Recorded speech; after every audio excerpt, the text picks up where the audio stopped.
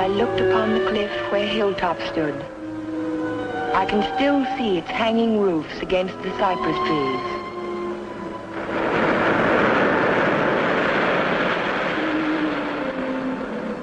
But Hilltop is no more. There is only a scar of jutting rock where once its windows glittered in the California sun. My Aunt Amelia's house still stands next door. I was a welcome guest within its walls, but to me it will always be a house of fear. I was afraid that Sunday morning in September. I was afraid before the doorbell rang.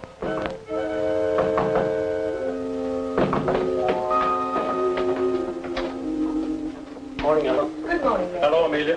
Where is he? Where's Cohalan? Jeff? Why, what's wrong? It's a wonder you weren't murdered in your bed. Dr. Hartley told me this morning I won't permit him to stay in this house another day. What is it, Major? What's the matter? It's all right. It's all right, Amelia. I'll handle this. Where's his room? It's there, Just leave this to me. I'll take care of Cohalan. Cohalan! Cohalan! Are you in there?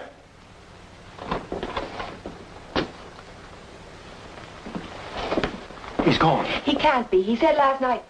Well, I mean, he must be around somewhere. I'll search the place from top to bottom. Would anyone mind telling me what all this excitement is about? You've been harboring a dangerous man. A man who is... Wouldn't it be fair to Jeff if we waited until we find him and then he can speak for himself? Well, by all means, find him. But where? Well, supposing I look in the garage and see if his car's still there. Just what did Dr. Hartley tell you?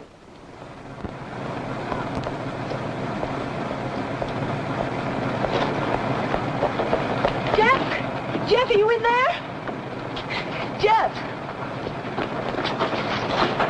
Jeff, are you all right? Major Badger, hurry up! What's the trouble? Jeff! What's wrong? Jeff, I'm getting in the motor. Oh, my. Oh, stay out there, will you? Come in here, We haven't seen a little boy. Gotta get him out in the air.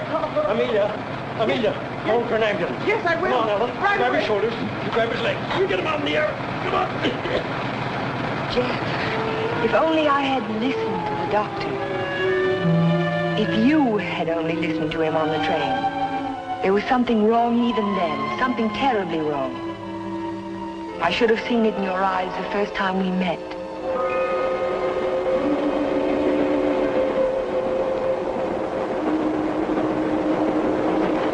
Well, hello, Jeff. Oh, hello, Doc. Patient in Los Angeles, or were you just doing the town? Oh, medical dinner at the Biltmore last night. What have you been up to? I spent a couple of days at the General Hospital. Those dizzy spells again? Nothing serious, I hope. When I need a doctor, I'll come to see you. I was getting some technical stuff for the Veterans Hospital I'm working on. Didn't I hear somewhere that Ben Shepard donated the land for it? That's right. Join me in a cup of coffee? No, thanks. I've just had breakfast. I'll see you later then. Oh, Jeff, Yes? I don't like those recurring periods of depression of yours. Why don't you come in and let me give you a checkup? One of these days.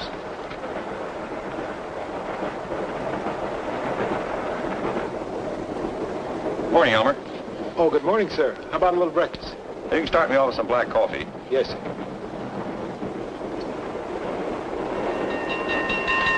May I? Yes?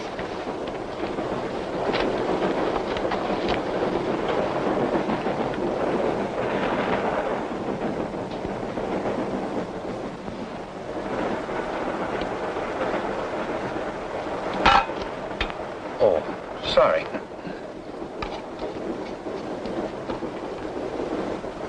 Go ahead, throw it.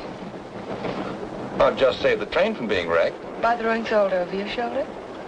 Oh, by showing proper respect to the powers of darkness. Powers of darkness. What have we here? A disbeliever? Let's see what the tea leaves say about you. Your coffee, sir. Oh, thank you. There's a trick my grandmother taught me. She learned it from an old witch in Ireland. And so you've been drinking coffee ever since? That's beside the point. I see your name scribbled on the bottom of the cup. It starts with an L, doesn't it? It does not. Ah, but it does. The tea leaves never lie. I see it now. L-N. Your name is Ellen. Isn't it? Yes. You'll not be so quick to scoff now, will you? Now, let's see where you're from. I see a large body of water, not so large as an ocean, but the next thing to it. Now, what could that be? Lake Superior. It's the largest lake in America. Then you're from Lake Superior? From Minnesota. Now we'll go into your destination. It's Pine Cliff, of course. You wouldn't be on this train. But where in Pine Cliff? I see here an old woman and the letter A. Now, let me see. The old woman is standing in the garden and she's talking to her neighbor. So you're going to the city, she says. And what train will you be coming back on? Saturday's train, he says. Then you'll have a pleasant companion, she says, for my niece Ellen is coming to visit me and she'll be on Saturday's train. You see, the tea leaves never lie. And neither do the tea bags. But how will I know her, I says to Amelia. Sure, now, she says, just look around the parlor car and the prettiest girl there, that'll be Ellen Foster. You're a real Irishman, aren't you? You've obviously kissed the blonde, still. Kissed her, she says. I wear it on my watch fob. And just from what part of Ireland do you come? Flatbush.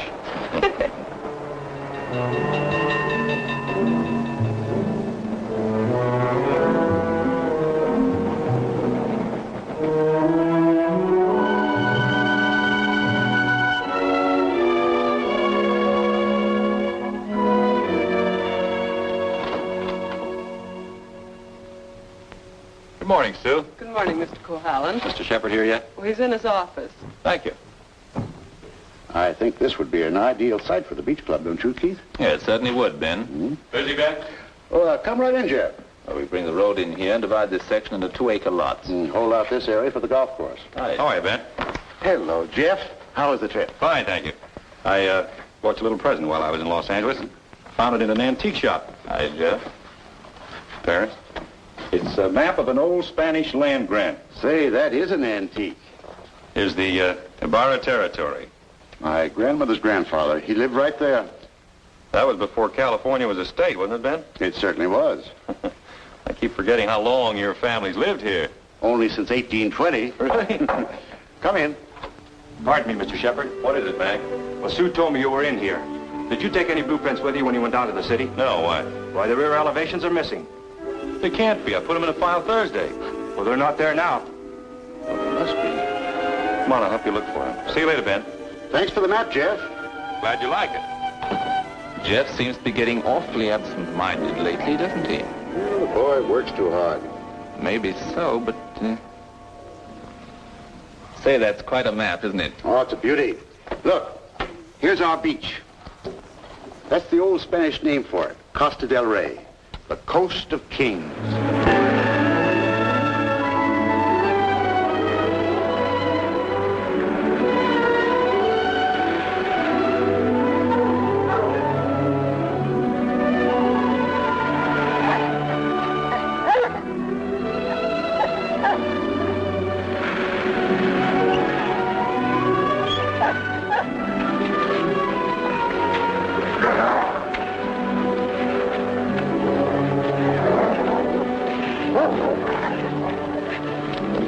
Down, mister, down.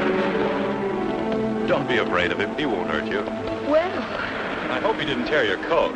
oh, no, it's all right. I don't know what got into him. He never barks at people. He seemed to think I was an intruder.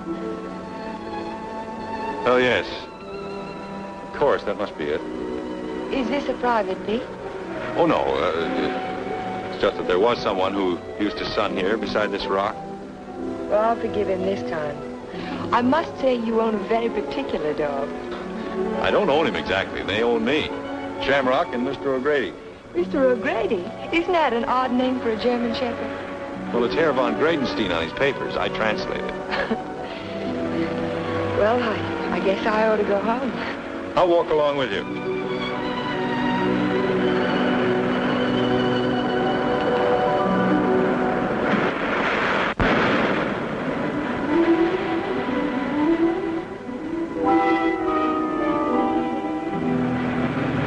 What an amazing house. Don't you like it? Yes, I think I do. It looks as if it had wings. As if it could take off and fly across the sea. That's the effect I was striving for when I built it. You built it. My house. It certainly belongs exactly where it is, doesn't it? Yes, I think a house ought to blend with its environment. If it's built in a valley, it should crouch between trees. If it's on top of a hill, it ought to be part of the sky.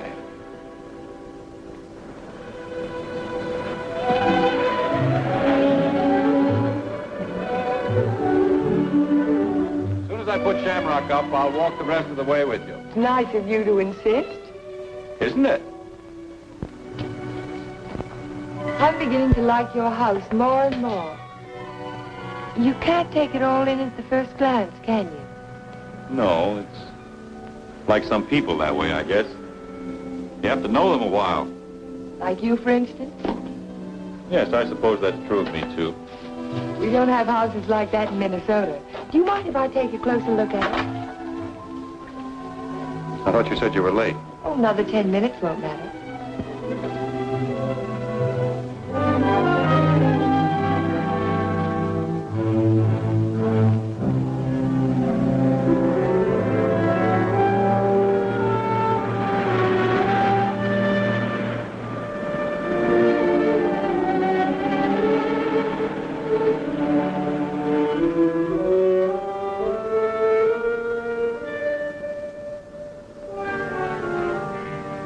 May I go in? Why, of course.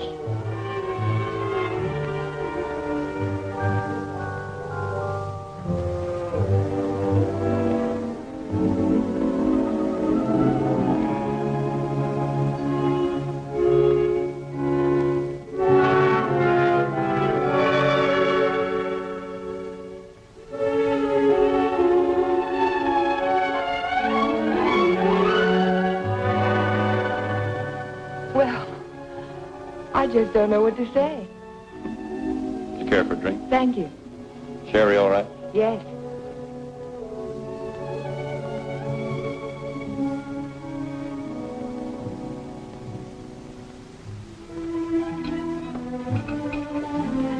What an unusual picture. It's by Del Lopez, the Mexican modernist. Thank you. What's it called? Doesn't have a name. What does it suggest to you? Well, it's not real, but then it's not real either. It might be a garden in a dream. It might be. Or he dreamed of the girl who belonged in the garden. That's pretty good. And then she became more important than the garden, and perhaps that's why she's out of proportion. Perhaps she did. Perhaps that's why a woman gets out of proportion to a man. I really don't know anything about modern art. There isn't anything to know about it. It's like music. Its form doesn't have to copy nature to please the senses. Or does it? We were talking about art. I was talking about figures. Are you interested in figures? I have a Sedigliano. You have a what? Sedigliano, an Italian sculptor. I bought one of his porcelains with my first fee. Would you like to see it? Yes, I would. Where is it? Over by the window. Come on, I'll show it to you. This is my good luck charm. It's called Hotai, the Chinese goddess of chance. Sedigliano always...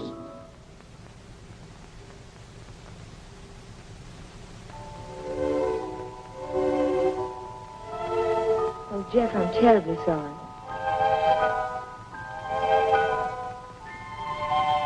Can it be mended? No, it's beyond mending. Well, Aunt Amelia may be worrying about me. I suppose I should go home. Yes, I suppose you should.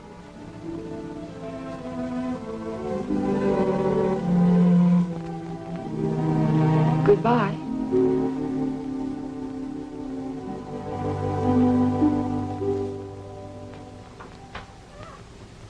Good afternoon, Luella. Hello, Miss Foster. Is Aunt Amelia at home? I didn't see her go out. Ellen.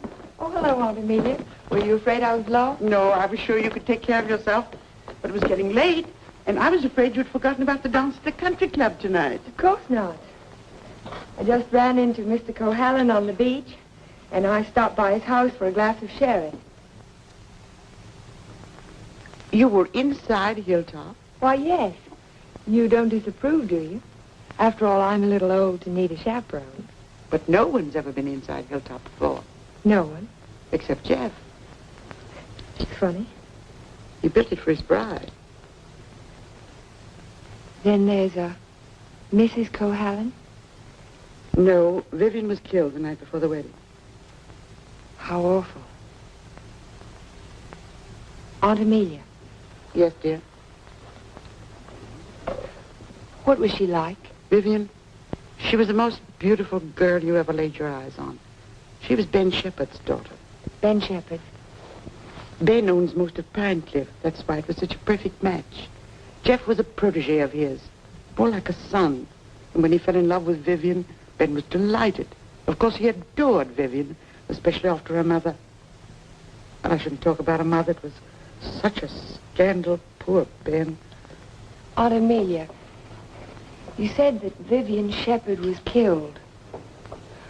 Was it? It was an accident. Jeff told Ben it was bad luck to have a party before the wedding, but Ben insisted. There were so many people there. Jeff and Vivian stole away in her car, and 5 minutes later she was dead in a collision at 12-Mile Drive. You never can tell what private tragedies people have had, can you? I mean, when you first meet them. He seemed so light-hearted on the train. He can be that way sometimes. The next minute he's strange, like never inviting people into his home and never mentioning Vivian's name. I can tell you one thing. We've been pretty worried about Jeff, but the way he's been acting. Well, how would you expect him to act after a shock like that? Seeing the woman he loved killed right in front of his eyes? It's a wonder he didn't go out of his mind. Don't get so excited, dear. I'm sorry. And don't get too interested in Jeff Cohalan. There are other attractive men in Pine Cliff. Oh, men who aren't... Men who aren't what, Aunt Amelia? Well, after all, he has had a tragedy in his life, and it's only a year ago. Hadn't we better get dressed? Yes.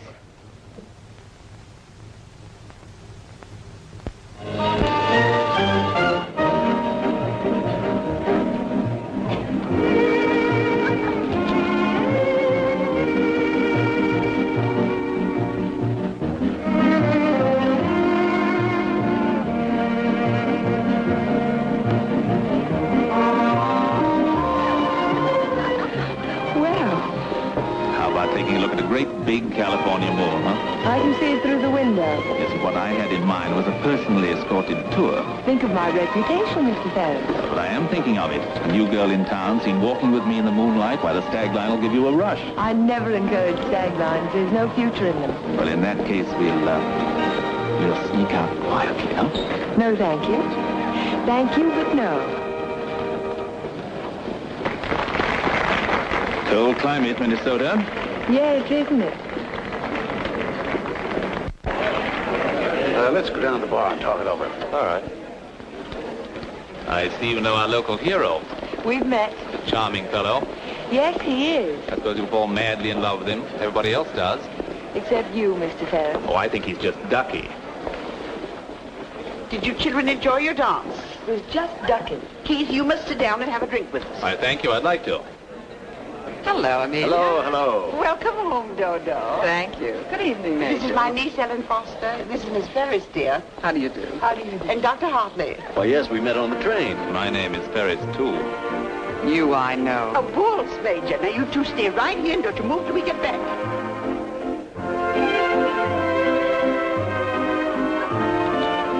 Miss Foster, the only dance I know is a waltz. Will you risk it with me? I'd love to, Dr. Hartley. And how were things at the separation center? Did you have a good time? Reno is delightful. I received my discharge papers yesterday. You'll get your copy in the mail. Well, that calls for a celebration, doesn't it? It certainly does. In that case, I'll take you down to the bar and buy you a drink.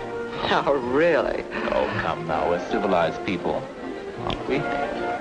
Well, I guess it can't do any harm. You know, I think it ought to be a lot of fun, now that we're not married anymore.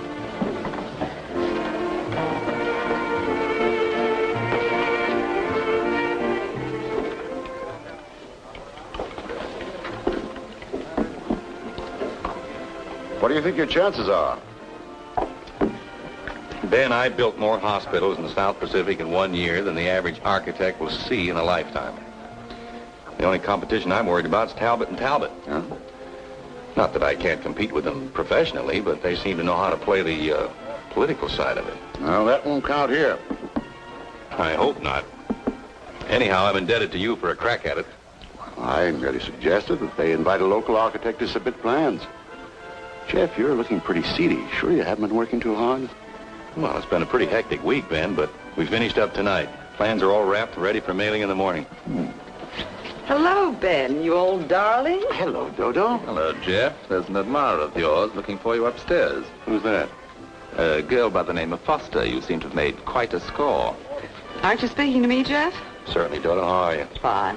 Are, congratulations in order? They certainly are. We're celebrating the new freedom. See you later. Bye. I think I'll go upstairs, Ben. It's, getting a little crowded down here.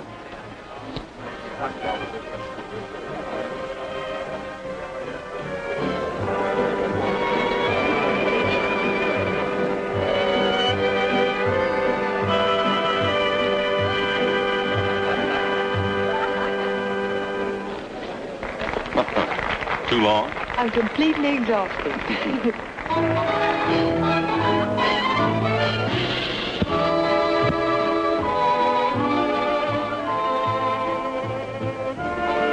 What is that song? Do you know? It's called Don't Forget Me. Oh, I remember. They played it a lot last year. Yes, they played it last fall. Is something the matter? No, I didn't eat my dinner. I guess you shouldn't drink on an empty stomach. Excuse me.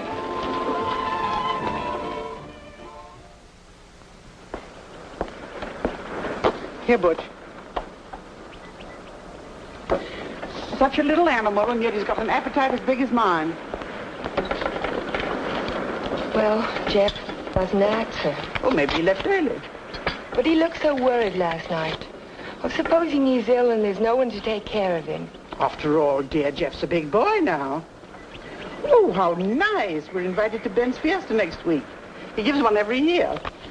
I think I'll walk over and make sure he's all right. Who, Ben? Oh, you mean Jeff?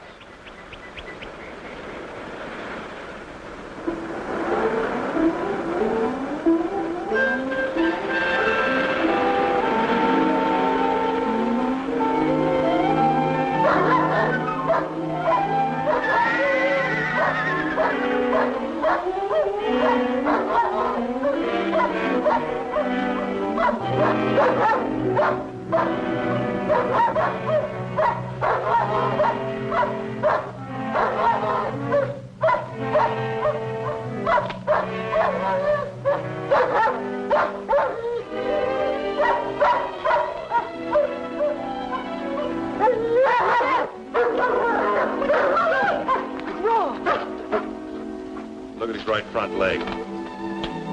It's shattered. Poor Shamrock. I hate to have to destroy him. How did it happen? I don't know. I don't know how it could have happened. You better wait for me outside.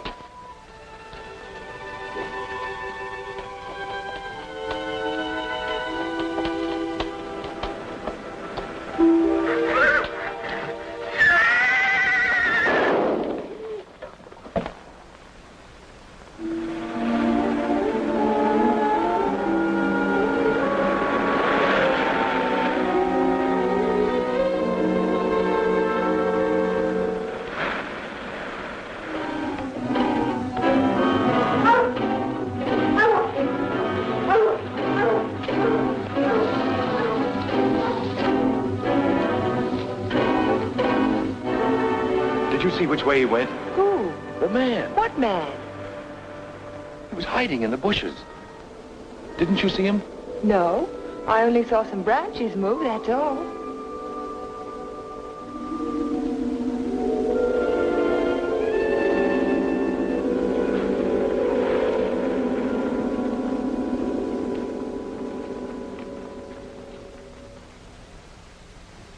I've never seen lovelier roses.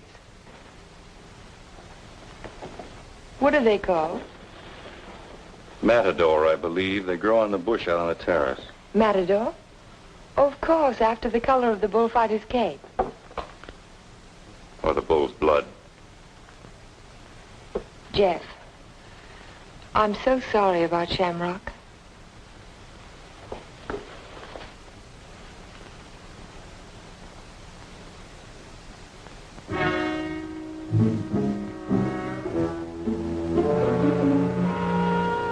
Helen, you better go now. You're not safe with me. Do you understand? Suppose I don't want to be safe. Please go now. I'll call you later. All right, Jeff.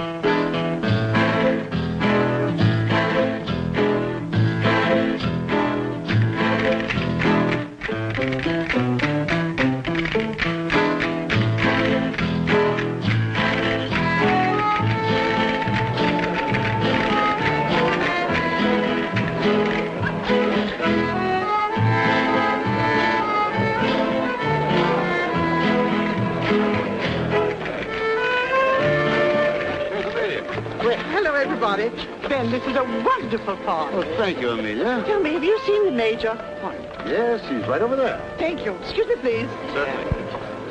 Will you excuse me, please? All right, Ben. Major, I wonder if you could tear yourself away from these charming people and come and speak with Mrs. Atkinson. She's dying to talk to you. You know, for over 90 years of age. Go ahead, tell me. What does a certified public accountant do? Especially a pretty certified public accountant. I compile actuarial tables for an accident insurance company. What are the odds against a man fracturing his arm? That sort of thing. Oh, what are the odds? 90 to 1 that you won't break your arm this year. Well, that's good. Okay. But if you do, it's 2 to 1 that it'll be the right arm. Well, have you noticed that in your practice? No. What I've noticed is that my patients have all their fractures just when I'm ready to sit down to dinner.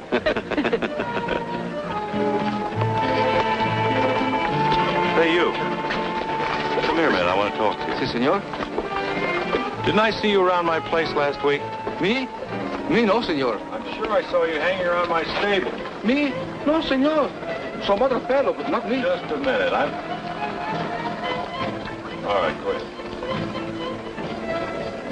Well, I wonder what that was all about. Oh, the morning after the dance, I went over to see if Jeff was all right, and there was a prowler behind a bush. Did you see him yourself? No, but Jeff did. Oh. Cigarette? Thank you. Did you ever compile any figures on the incidence of mental diseases for your insurance company? No, they weren't on our list. Interesting subject. Who's sane and who isn't? Hard to tell sometimes. Do you know anything about paranoia? It's a form of hallucination, isn't it? Delusions of persecution. Starts with an inability to withstand stresses. Normal person experiences misfortune, throws it off sooner or later.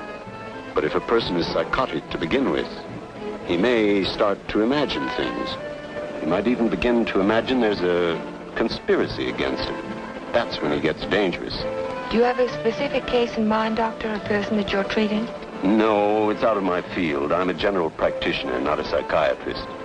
Senor Doctor. Yes. Lady call on telephone, very sick. You come right away? Did you get the address? Si, senor. Oh, thank you. Forgive me, please. Of course.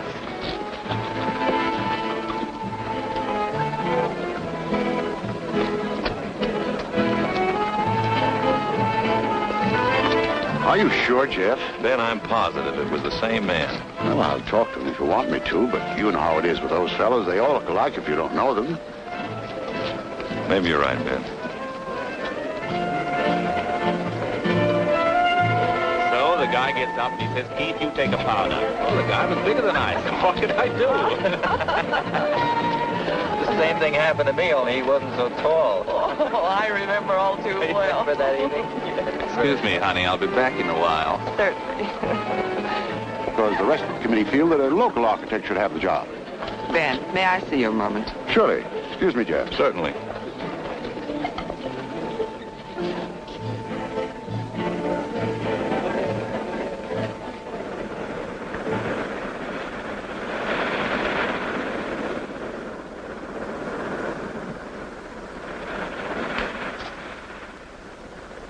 Well, if it isn't Miss Icicle from Minnesota. Good evening, Mr. Ferris. Call me Keith. It was nice of you to find this secluded spot. Are you always this way when you've been drinking? Oh, now, this Miss Prim and Proper business didn't fool me for a minute. I spotted you the first night. Don't. You don't have to pretend, honey. Just relax and enjoy it. Stop it. You kidding?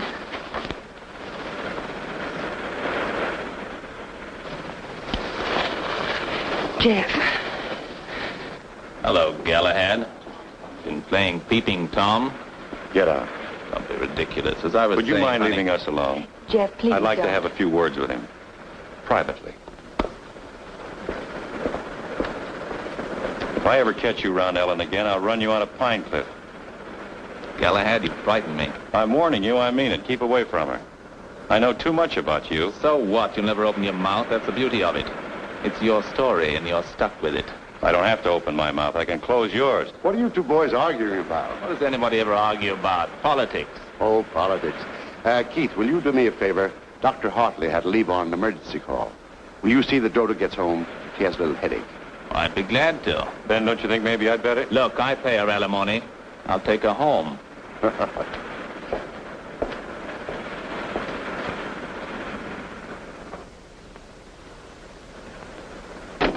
It was a lovely, lovely party, darling. I'm glad you enjoyed it. You're sure I can trust you to take her straight home? Oh, the car knows the way, Ben, all by itself. Good night, then. Oh, Ben. Yes? It might be a good idea to keep an eye on Jeff tonight. See that he doesn't drink anymore. He was getting a little out of control. Thanks, Keith. I'll watch him. Good night.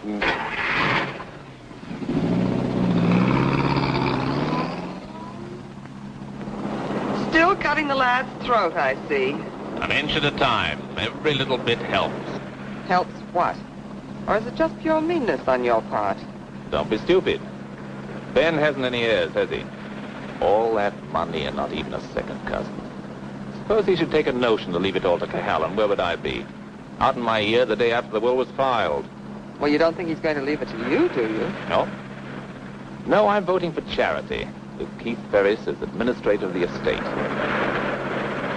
What would you think of a Vivian Shepherd Foundation for something or other?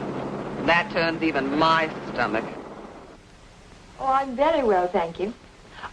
You were in the cavalry, weren't you, Major? Well, I'd like to ask you a question.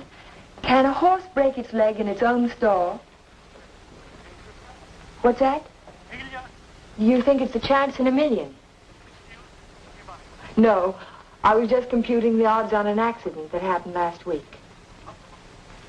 Well, thank you very much for the information, Major. Good night.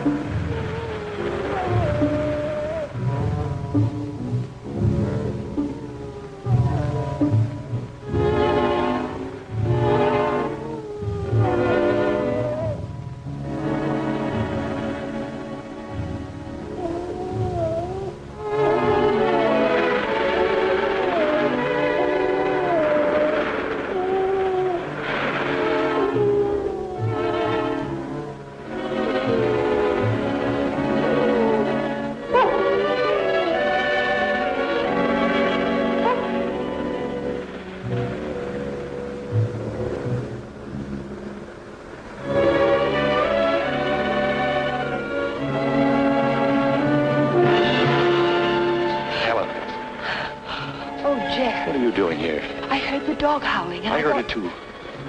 Could you tell where it came from? No. It's around here someplace, but I can't locate it.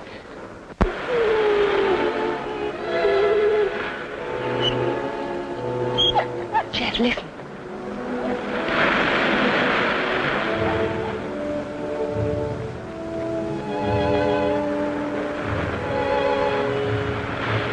What's the matter, mister?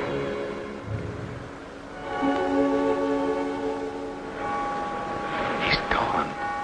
Oh, Jeff.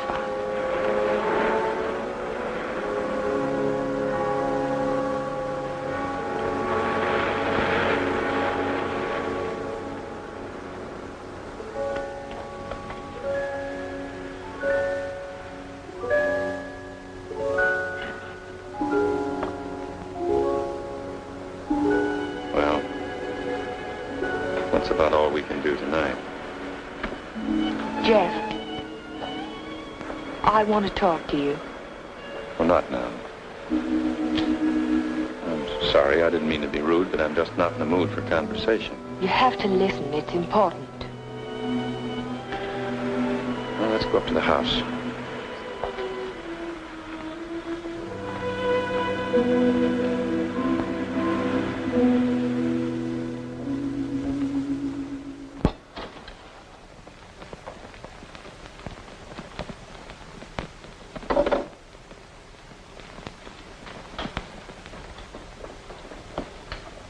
Let's have it. I talked to Major Badger tonight. He can't understand how Shamrock could break his leg in his own stall. Well, he hasn't anything on me. I can't understand it either. Unless it's bad luck. Don't call it luck, Jeff. What would you call it? I'm not sure. A few days ago, this rose was on your matador bush. It was alive and beautiful. Now it's dead. Was that bad luck, or was it cause and effect? You picked it, so it died. I didn't pick it. The whole bush died overnight for no reason. There must be a reason. There's always a reason for everything. Is there? Maybe you can give me a reason for this. Take a good look at it. It looks different.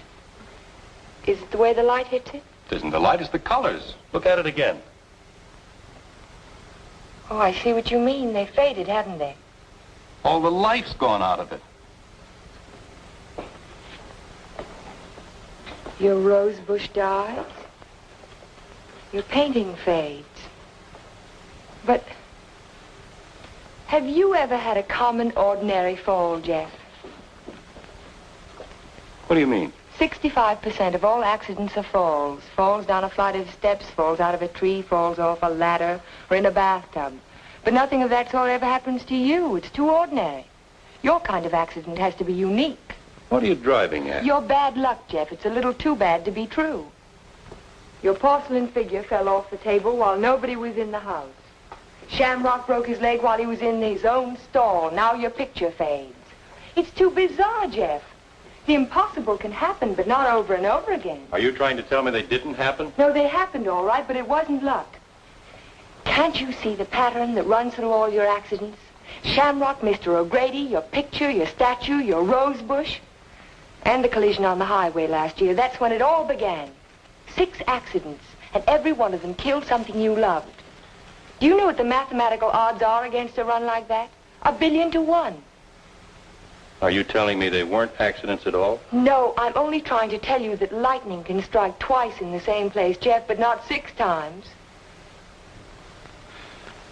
You mean you think that all of these things have been planned by someone? Someone who hates you, who's trying to destroy you. Who could it be, Jeff? I don't know. We'll find out. We'll go back to the beginning, the night that Vivian was killed. We'll talk to the policeman who reported the accident. We'll find the garage they took the car to. We'll ask 1,000 questions about the accident and about Vivian. Ellen. We'll start tomorrow morning. We'll look for witnesses. Ellen, wait a minute. Perhaps the ambulance driver will remember something. I'll find him and I'll talk to him. You won't talk to anyone. Well, why? Why won't I? Because I don't want you to. But, Jeff... Listen to me. I don't want you asking questions. I don't want you investigating anything. This is my affair. I'll handle it my own way. I was only trying to help you. Well, now you've let me know where I stand. You don't want any help from me. All right, then, do it your own way. Ellen, listen to me. Just don't let any black cats cross your path. And if you see a horseshoe, pick it up and spit on it and throw it over your shoulder. That ought to take care of everything. Ellen.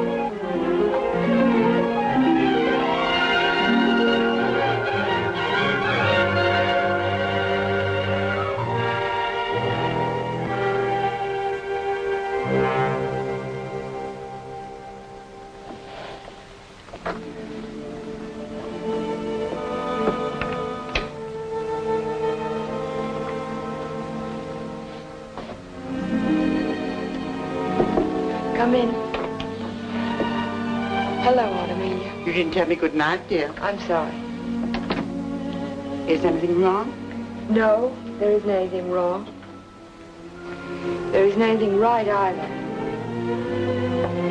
I saw you come home. You were at Jeff's again, weren't you? Yes. I don't want you to think I'm an old busybody, but I'm all the family that you have, and it would help you to talk to someone. What is there to talk about? He doesn't love me. He never will. He's in love with a memory. I tried to warn you to be sensible. Sensible. I love him. I've got to help him if I can, whether he likes it or not. I know. Good night, dear. Good night, Aunt Amelia.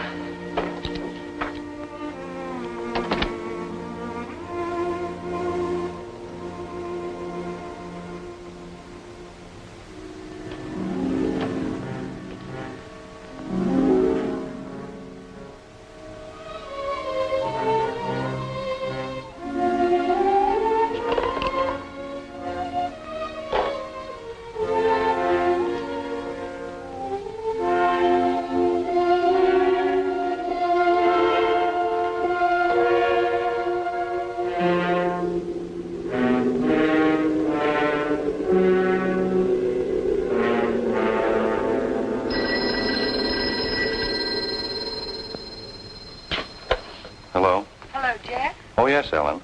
I've taken your painting to an art shop. You did what? I found out some very important information. If you come over tonight, I'll tell it to you. No, I can't tell you now. Look, I thought you understood I was going to handle this in my own way. Don't argue, Jeff. Just come on over. Goodbye. Well, what do you think?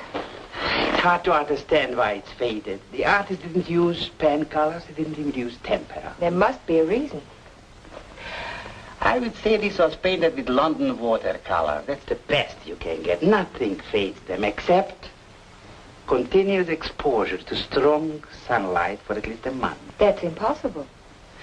I can't imagine what caused it. Well, I tell you what I can do. I can talk to a couple of artists I know. They might have an idea. I think my best bet is to go and see Trilfeed. He's a watercolor man. He's one of the best. He ought to know everything about it. I think I'll catch him tomorrow morning. You know Trilfeed, the naturalist. He paints the dogs and horses and cows. My wife, he made a beautiful Thank you painting. very much. I'm sorry to have troubled you. Oh, no trouble at all. Oh, Miss Foster. Yes? I just remembered something. Years ago, I framed some pictures for a painter by the name of Torres, Vicente Torres. One of the paintings was an old lady playing the guitar. It was a watercolor. And it faded? The man who bought the picture took sun lamp treatments that winter, and he took it on a couch right under the painting, and he was mystified why the color faded. So Vicente found out that the rays from the sun lamp broke down the pigment. Can you remember the name of the man who owned that picture? I don't think I ever knew. It was some local man. What about the artist? Is he still in Pine Cliff? Torres? He died 5 years ago. Oh. Thank you again. Yeah.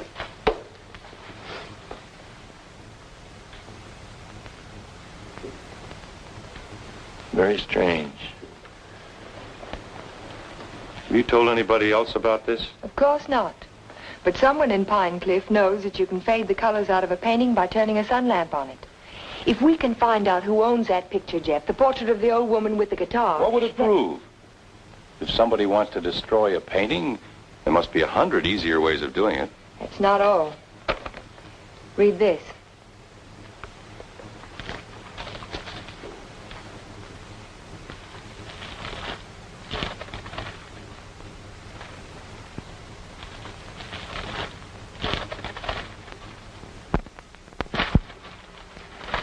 Arsenic? In the soil underneath the matador bush, I dug it out this morning. Enough arsenic to burn out the whole root system. It didn't get there by accident, Jeff. Someone put it there. Someone who knows how to poison a rose bush. Or a dog. Or a man's life. Would you really like to help me? You know I would. Then forget it. Forget the whole thing. But there was poison in the root system. The chemist told me. You never saw the chemist. You never heard of a portrait of an old woman with a guitar. Do you understand? No. No, I don't understand. Jeff! Jeff! Your house. Look out the window. I saw it from upstairs. What? It's burning.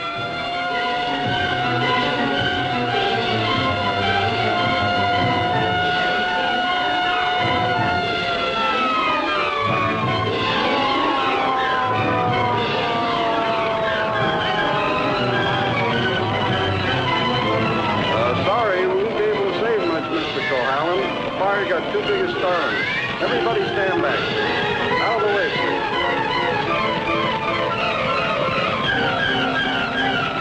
Hello, Jeff. It's a lovely fire, isn't it? You know, you can see it for miles. Jumped right in my car and drove over. Wouldn't have missed it for anything.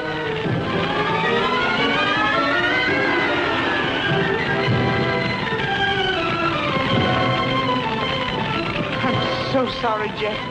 Such a beautiful house. I'm glad it's gone.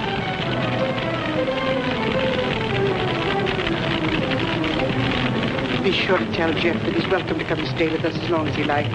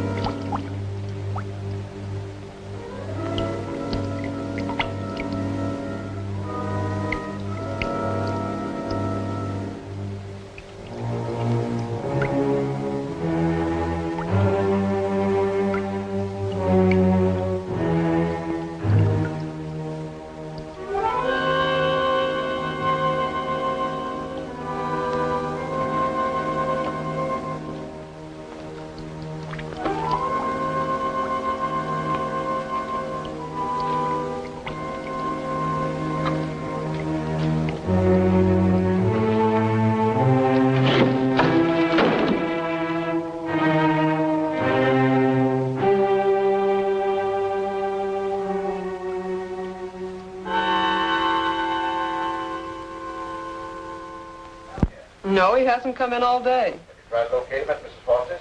Yes, I did, but he left the house early this morning. Well, wait a second. Here he is now. Good, good. Have him come right in. Mr. Shepard wants to see you. So I hear. He'll be right in. Thank you. He's here now, Stacy. Hello, Ben. I didn't mean to keep you waiting. It's quite all right, Jeff. I'm terribly sorry about what happened last night. I know you are, thanks. I wouldn't bother you about anything today ordinarily, but Mr. Rogers just came to town. Stacy Rogers, chairman of the hospital committee. Oh, of course. How are you, sir? Glad to know you. This is the Jeff Cohalan I recommended to you. Yes, we examined your plans last night, Mr. Cohalan. Good, clean, modern lines. Thank you. I'm sorry we couldn't give you the job. You couldn't, what? I was just about to tell you, Ben. We decided on Talbot and Talbot. You did? Well, this is a surprise, Stacy. Which was it, Mr. Rogers? Politics or stupidity? I beg your pardon. If they'd given it to Magruder or Chesney and Pike, I wouldn't have said a word because I know the boys would have gotten a good, modern hospital. But Talbot and Talbot haven't had a new idea since Burnham did the Flatiron Building. Oh, now, take it easy, Jeff. Oh, they're not architects. They're political finaglers. Maybe you can tell me just one detail in their plan that was an improvement over mine. Name just one. Young man, your attitude doesn't deserve a reply. But since you're a friend of Mr. Shepard's, I will say to you that no member of the board, myself included, could understand how a reputable architect would submit his design for an important building with no interior detail whatsoever. No detail? There were 17 blueprints of the interior, right down to the placement of the operating tables and surgery. You may have drawn them, young man, but you didn't send them to us. There were no interior details? None at all. Could they have been misplaced somewhere in your office? Not possibly. The sealed packages were opened in the presence of the entire board. Maybe you misplaced them, Jeff. You know how absent-minded you've been.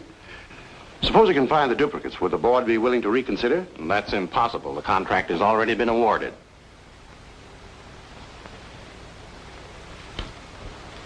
Well, this is quite a shock, Stacy. I felt sure that Cohalan would get this job. Oh, I'm sorry, Ben, but you understand my position. Jeff, you weren't going off without me, were you? Without you? You told me to drop in at 5:30 and you'd drive me home. Do you remember? I'm not going home now. Was anything wrong? Everything's wrong. Come on, let's get out of here.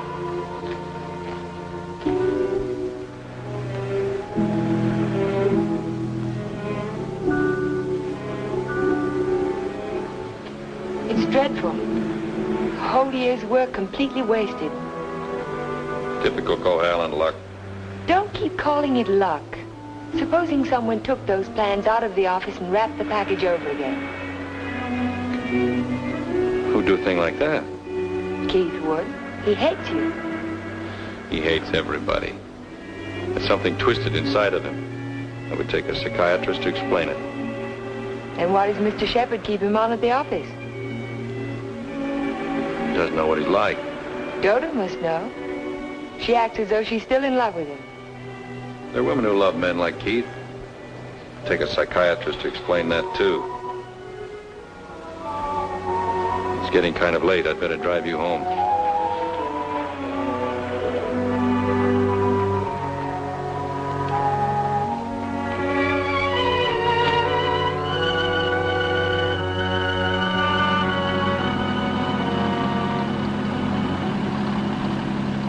Isn't this near where... What'd you say? Nothing. Drive faster, will you, Jeff? I want to feel the wind in my face. All right.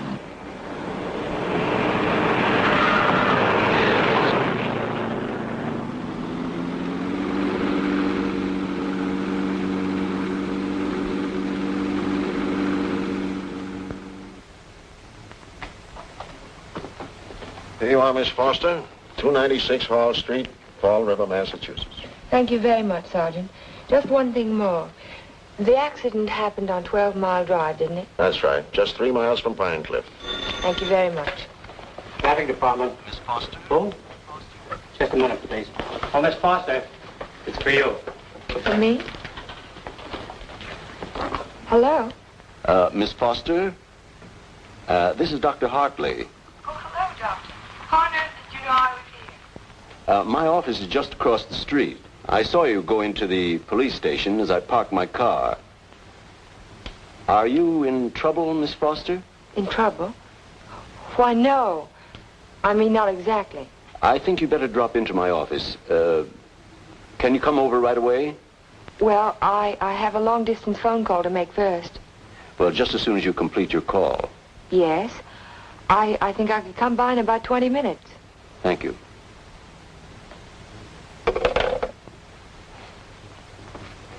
Thank you, Sergeant. That's all right.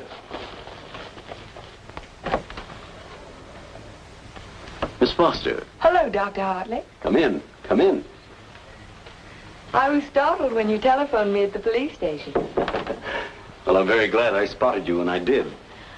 Why did you ask me if I was in trouble? Well, the fact is, I'm in rather an awkward position. But your aunt is getting along in years, and I didn't want to disturb her unduly, so I thought it best to discuss this matter with you. Sit down, sit down. Thank you. Yes, Doctor? Since I'm your aunt's physician, I feel it's my duty to inform you that she isn't safe. That neither one of you is safe, for that matter. So I wanted to get your permission to speak to your house guest, to ask him to move to a hotel. But I don't understand. What has that to do with my aunt's safety? Yes, I was afraid you'd ask me that. The fact is, you're forcing me to take an unethical action. The man isn't my patient, and even if he were... Whatever it is you're trying to say, Doctor, why don't you just go ahead and say it? Yes, you're quite correct. I'll come to the point.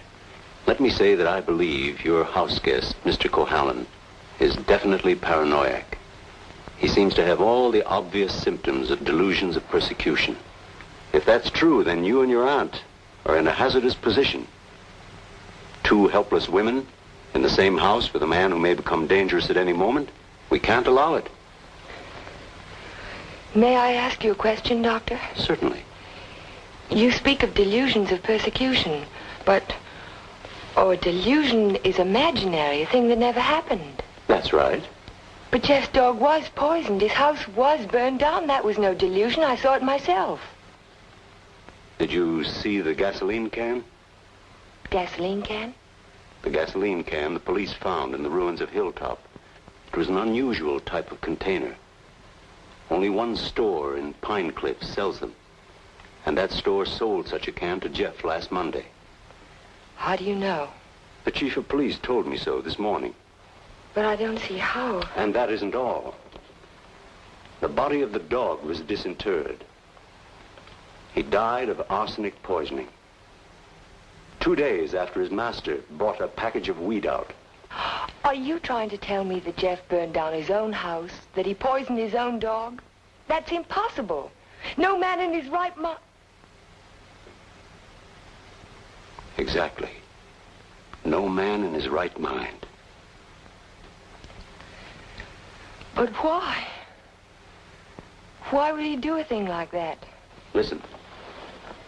Listen to this.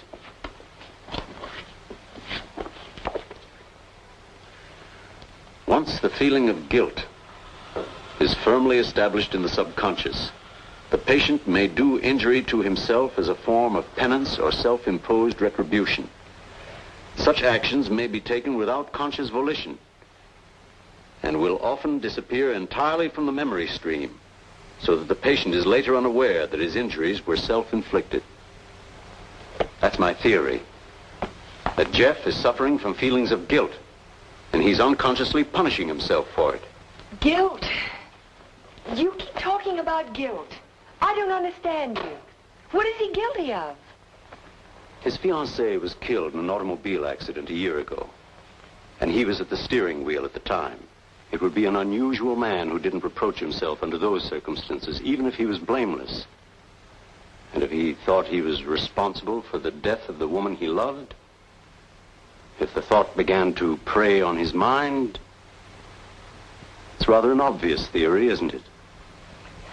Yes. Then I have your permission to speak to him. I'll be as tactful as possible. No, not yet. Not until Friday. Friday? I've got to have time to think about it. I'll be very careful, but promise me you won't speak to him yet. Well, I can't force my opinions on you, Miss Foster, but I must emphasize as strongly as I can that delay can be dangerous. Extremely dangerous. I'll be very, very careful, Dr. Hartley. I hope you will, Miss Foster. Thank you.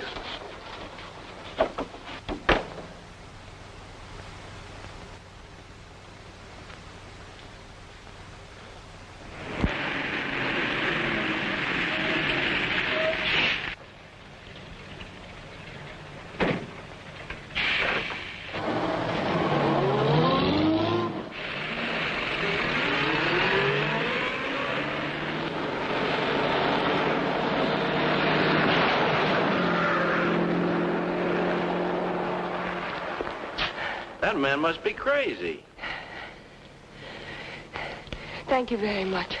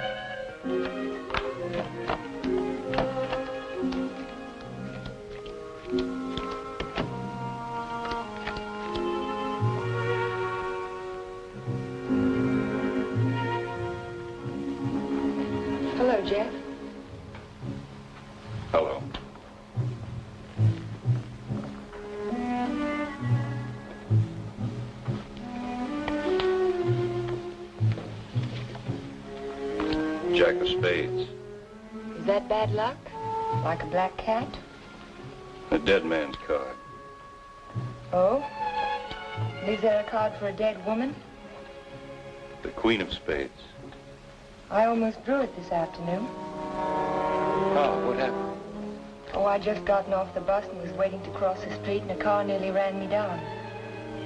It almost seemed to be trying to. Did you see the driver? No. I was too busy trying to get out of the way. What kind of a car was it?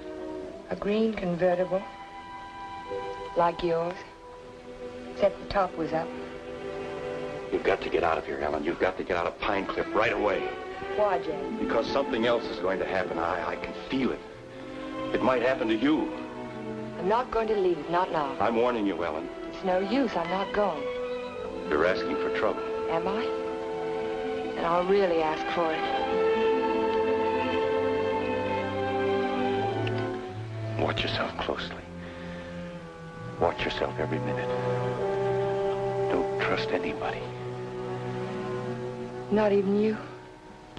Not even me. Well, I think I'll go to bed now. Major Badger said he'd come by in the morning and take us to church. You won't forget what I said. You'll be careful. I'll be careful.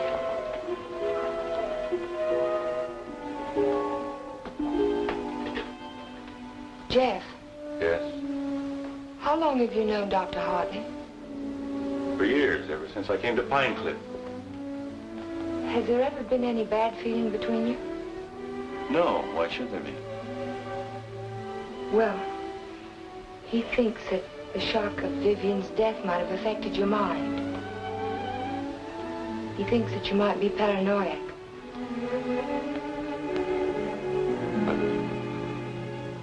You don't think so, do you? No. I don't think so. Good. Good night, Jeff. Good night, Ellen.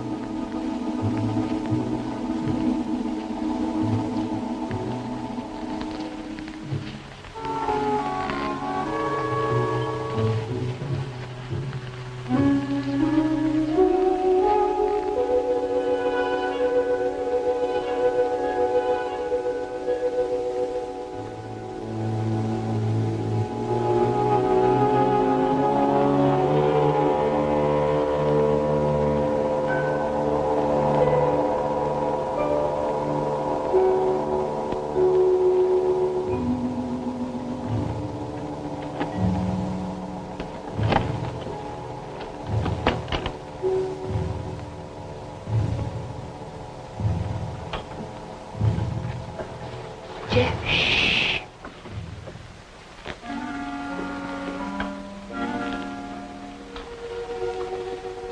I had to see you again. I wanted you to have this. Don't be afraid to use it if you have to. I want you to wait for me tomorrow morning. Tomorrow morning? You mustn't leave the house. You mustn't leave the house without me. Promise you won't. All right, Jeff. I promise. You won't forget when Major Badger arrives? No, I won't forget. Good girl. Good night.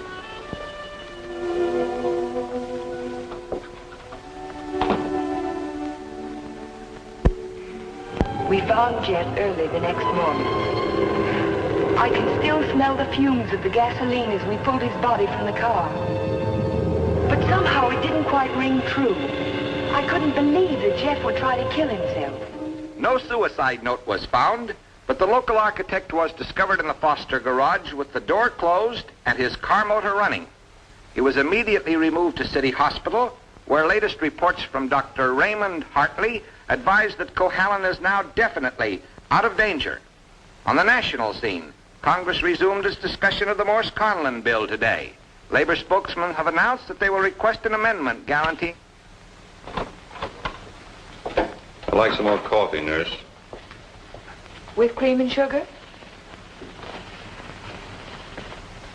How did you get by the no visitors sign? I walked right straight past it to ask you a question. Oh, you did? Well, suppose you walk right straight past it again, going the other way. Not till you've answered my question. Would you rather I rang for a nurse? Oh, you weren't that way on Saturday night when you needed me. I made you a promise then and I kept it. Now I think you owe me the answer to one question. Just one. Well, I won't ask you why you came to my room that night. I know the answer to that one. Oh, you do? Certainly. You wanted to make sure that I'd find you on Sunday morning before the motor ran too long. You probably didn't start it until after the major rang the doorbell. You don't miss much, do you? You counted on that, too. You knew that when we couldn't find you in your room, I'd think of looking in the garage, no thank you, to see if your car was still there.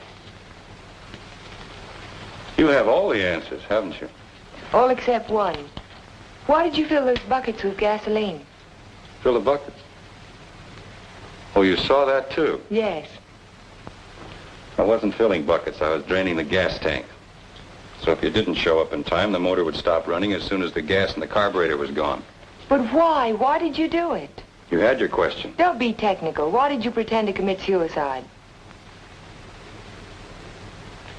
When that car almost ran you down Saturday morning, you don't think that was an accident, do you? I couldn't get you to leave town, so I had to give him a different target. Different target? Me. Man doesn't kill my rose bush and my horse and my dog and then stop there. He must want to kill me. I can't wait any longer, not while strange automobiles are trying to run you down on the highway. I've got to force his hand now. I want him to think that it's safe to take a shot at me. Don't you understand? Not quite. I've tried to commit suicide, haven't I?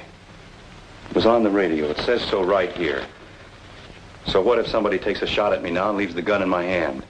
It's an open and shut case, isn't it? The police wouldn't even investigate.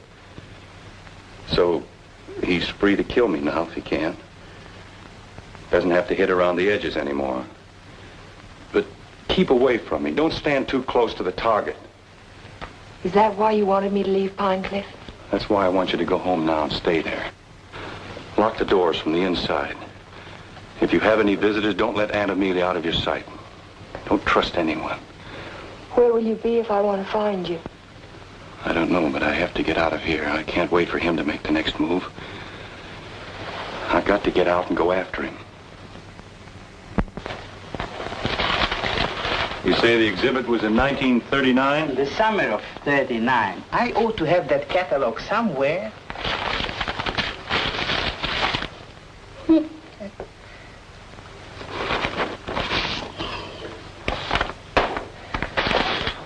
Here we are. And there's a list of all of the exhibitors in here? In the back of the book. Practically every artist who might have known Torres. All Oh, yes. This is perfect. Exactly what I was looking for. Thank you. Good afternoon. Yes? Are you Mr. Strabini? Strabini? Yes, that's me. Did you ever know an artist by the name of Vicente Torres? Vicente Torres? Yes. No.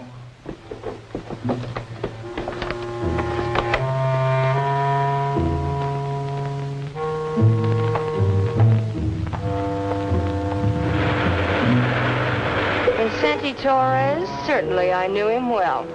Watercolor man. No sense of depth. Do you recall a painting he did, a portrait of an old woman with a guitar? An old woman with a guitar? Don't believe I ever saw it.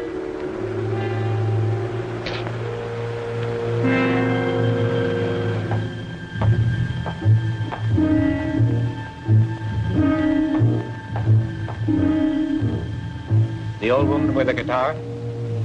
Yes, I remember when Torres painted it. It was during his Renoir period. Do you remember who he sold it to? Didn't know he ever found a sucker. It was a piece of tripe. Well, thank you. Not at all.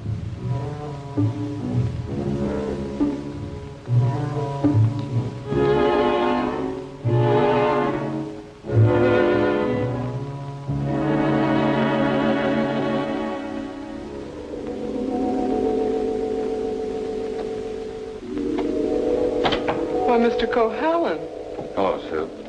you had a few phone calls. Anything important? I don't think so. A man named Carter called.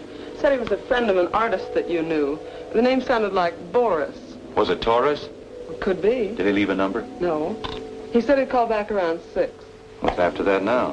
When Mr. Shepard's anxious to see you. He's still in the office. Okay. Shepard Estates.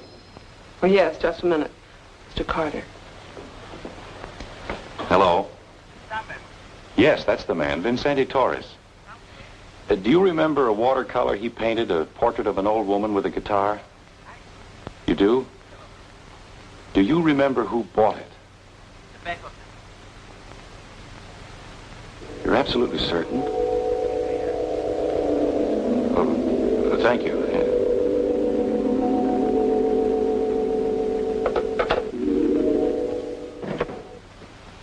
Oh, you're just the man I've been looking for. They wouldn't let me in the hospital, and you seem to have disappeared since you got out. Well, I had some important things to do, Ben. Well, anyhow, you're here now. That's the main thing. Of course, I know it was an accident, boy. You couldn't have done it deliberately. Couldn't I? Of course not. But just the same, you've been overworked lately. You're looking all fagged out. It's time you took a rest. Yes, I could use a rest. A nice long rest. It's just what I had in mind. As a matter of fact, I'm tired myself. That's why I'm thinking of taking a trip. See something of the world before I get too old. Sounds like a fine idea, Ben. It'd be a good idea for you too, Jeff. Why don't you come along with me? The two of us could have a pleasant time together. Leave all our worries behind and take things easy for a while. What kind of a trip were you thinking of, Ben? Oh, I haven't made up my mind. Where would you like to go? Oh, an ocean voyage might be nice. If the ship had a low rail and a long drop to the water. Or Niagara Falls might be handy, or the top of the Empire State Building. Don't talk like that, Jeff. Don't even think of such things. I wasn't thinking of suicide, Ben. I don't expect to jump. I expect to be pushed. You're crazy, Jeff. You're talking like a paranoiac. Where did you get that word, Ben? Did you read it in a book, complete with all the symptoms? I'm only trying to help you, but if you're going to take this... Sit down, Ben. Sit down and listen. You had all the tools to work with, didn't you? Your ranch hands who think you're a king will do anything you tell them to. I was out your place yesterday, Ben, looking for Pedro. They told me he didn't work for you anymore. Hadn't since the day after my house burned down. You let him go, didn't you? After he'd done his job. I'm beginning to think the doctor's right. I'm beginning to believe you do have delusions of persecution. Paranoia, Ben. You learned the word. Use it. When did you first plant the idea in Hartley's mind? Did you say, I'm a little worried about Jeff, and tap your finger on your forehead? Jeff, I'm not going to talk to you any longer. You're not in your right. Not while you're in your present mood. I wouldn't do that if I were you. You haven't answered my questions, Ben. Are they too difficult? Let's see if you can answer an easy one. Whatever happened to that painting that used to hang in your living room, the portrait of an old woman with a guitar? Wasn't in the living room, it was in my study. Why? When'd you get rid of it, Ben? After it faded? After you found out what a sun lamp can do to a watercolor? Do you want to know who put me on your trail? You did yourself. When you tried to convince me I couldn't trust my memory anymore. I hate to say this, Jeff, but you can't trust your mind anymore. Can't I? I made a written list the night I wrapped the hospital plans to make sure nothing was left out. And 17 blueprints were missing when the package was opened by the state board. No one could have tampered with that package but you. No one else knew it would be on my desk overnight. I didn't know anything. Yes, you did. I told you. At the country club. You wanted to destroy my faith in my work, didn't you? It was the only thing I had left. Oh, Jeff, this is ridiculous. That's what I thought at the beginning. But once I began to suspect you, it all fitted together. I even remembered that your foreman was in the store the day I bought the can of gasoline. That gave you an idea, didn't it? Yes. It gave me an idea. How do you like your own medicine? How do you like waking up every morning wishing you were dead? Then you don't deny it anymore. No. I'm glad you found out. Because you can't do anything about it. Go tell somebody I poisoned your dog. Go say I burned down your house. You know what they'll think, don't you? They'll think you're crazy. I don't care about the others. It's what you think that's important. You've been like a father to me, Ben. In a funny kind of way, you still are. What made you change? What made you start to hate me? Was it Vivian? You killed her.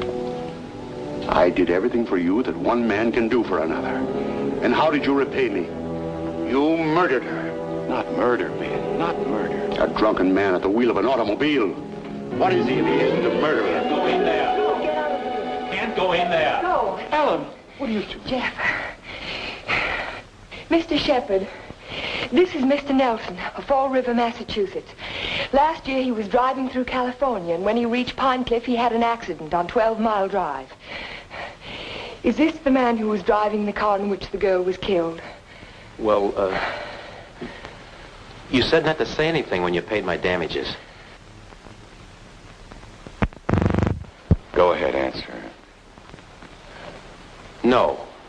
No, it wasn't. It was that fella back there.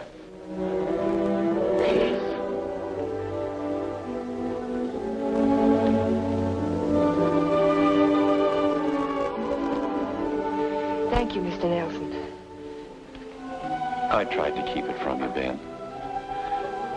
At the party you gave the night before Vivian and I were to be married, I don't know whether you remember or not, I said something to you about the room being a little stuffy. I wanted to go outside for some air. I was really looking for Vivian.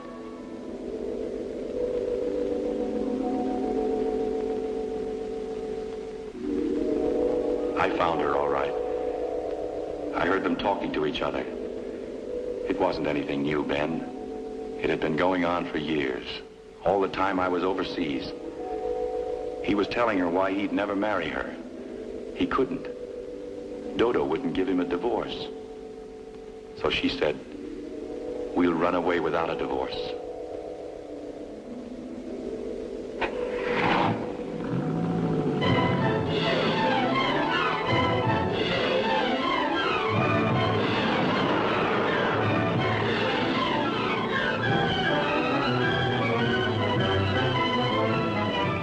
On the 12 Mile Drive. I didn't know where they were going, but I knew I had to stop them if I could. He was going as fast as the curving road would let him.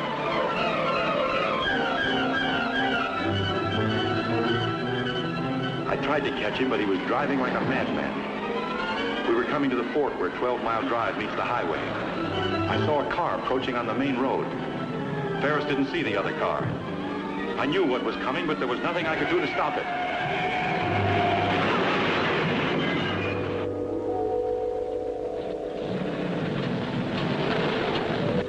I jumped out of my car and ran toward the wreck.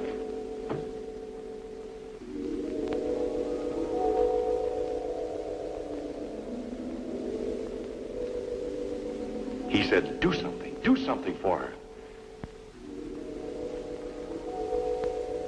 But there was nothing anyone could do for Vivian. There was only one thing left to do for anybody. I told him to take my car and get away from there. I didn't want you to find out how she died, Ben. Or what she was really like.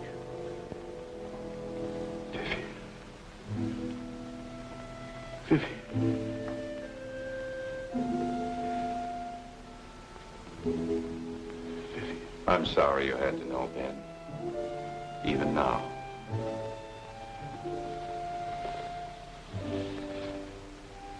Vivian, I always gave you everything you wanted from the time you were a little girl. You were all I had after your mother ran away. She was no good. I never told you that, did I? Your mother was no good. Now you want to run away, too. You're just like her. The same bad blood. Jeff, he thinks I know. I won't go through that again. I'll kill you first. I'll kill both of us. My shoulder. Ben, put down that gun. Put it down. She ran away. She ran away from me. Call Dr. Hartley. Well, you finally fixed me with the old man, didn't you? But you'll never get any of his money now. He's as nutty as a squirrel. Now get out of here. Get out of Pine Cliff. If I ever see you again, I'll kill you. Dr. Hartley, this is Ellen Foster. Will you come over to Mr. Shepard's office right away? Yes, it's urgent. Thank you. It's all right, Ben. Everything's going to be all right.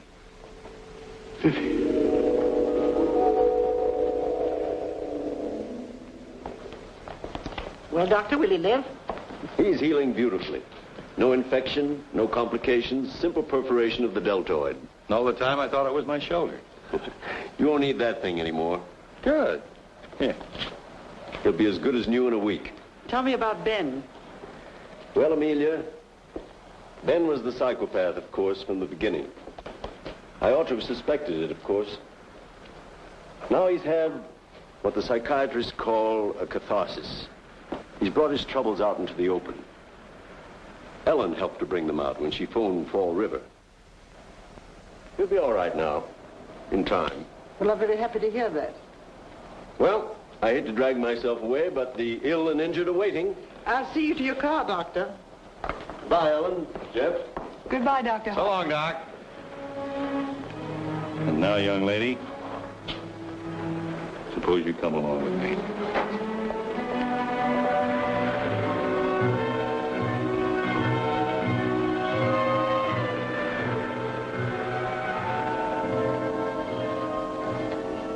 Ellen, Yes, Jeff?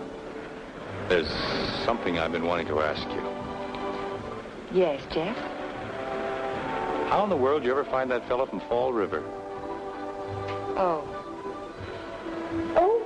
I found him in the traffic accident records at the police station. What made you think of him? The way you drove your car on 12 Mile Drive the other night. You could never have driven so recklessly with me if you'd been at the wheel when Vivian was killed. Not on the same road in the same place at the same time of night. You're pretty smart, aren't you? No. Yes, you are. You're very smart. No, I'm not. Oh, yes, you are. No, because I thought that you loved her. I thought you loved her all the time. I never really loved anyone.